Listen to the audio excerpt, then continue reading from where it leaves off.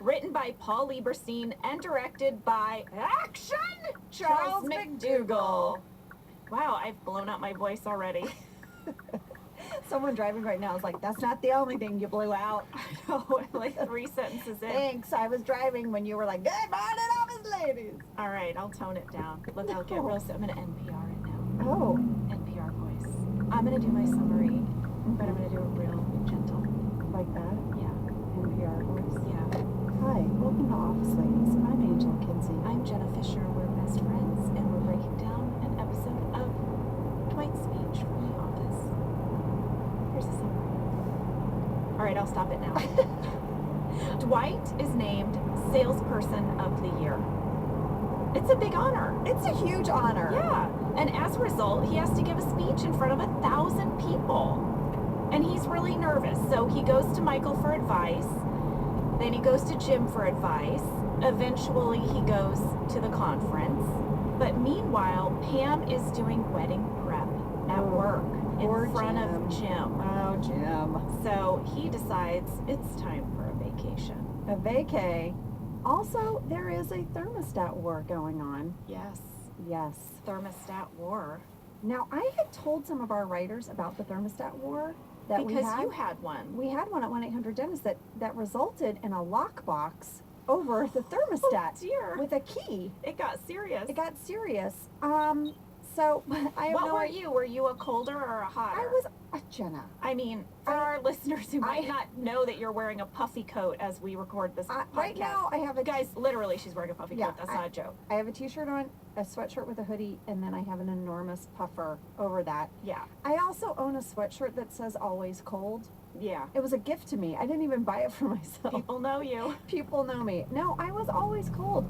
And for whatever reason, where I sat on the phones is where all the air went, like Yeah. our wing. And the guys in the IT department, no air went to them. So they were like the sweatiest. They were always annoyed.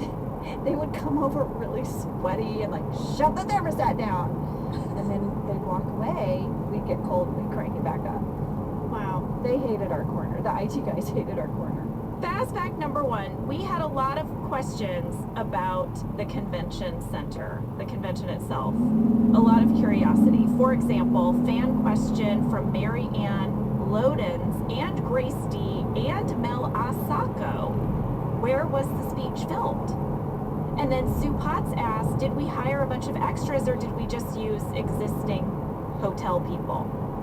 Well, I reached out to our line producer, Kent Zabornak.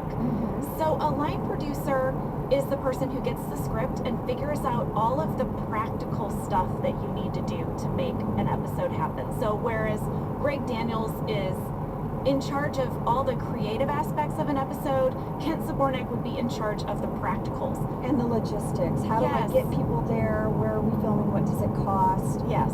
How do we make this work with our budget? All that kind of stuff. Yes. For example, he would be a person who would give Phil Shea a budget for 13 fitness orbs. He'd be like, here's your fitness orb budget. So he's in charge of all those numbers and things. He said that we filmed for only one day at the Universal Studios Sheraton Hotel.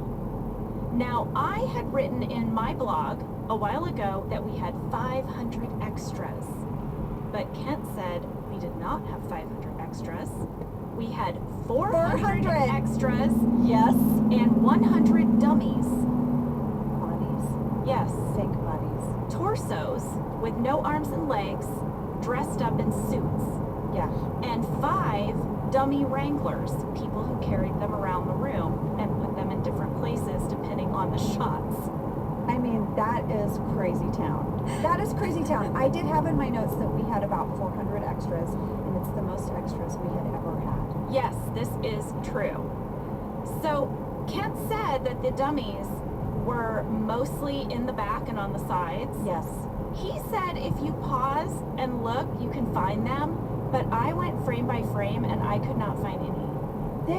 The room was. I mean, I really looked. Yeah. So there were only 3 cast members that went to the convention, and it was, Rain, obviously Dwight's speech, and then Michael and myself. Mm-hmm. The room was actually really big, and if my memory serves, they had the dummies sort of way towards the back, so it just looked like the room was